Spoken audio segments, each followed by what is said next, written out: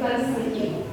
Your years of spiritual leadership, unwavering commitment, and love for God's people have left a lasting legacy in this church.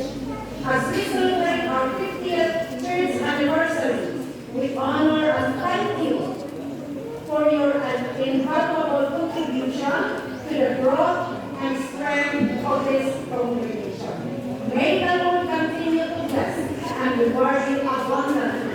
Even this 26th day of April, 2026 of the CCP Buka Panyugan City.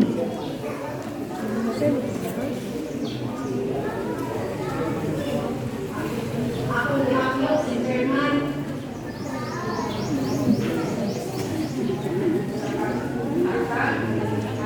Gamay na pasalamat.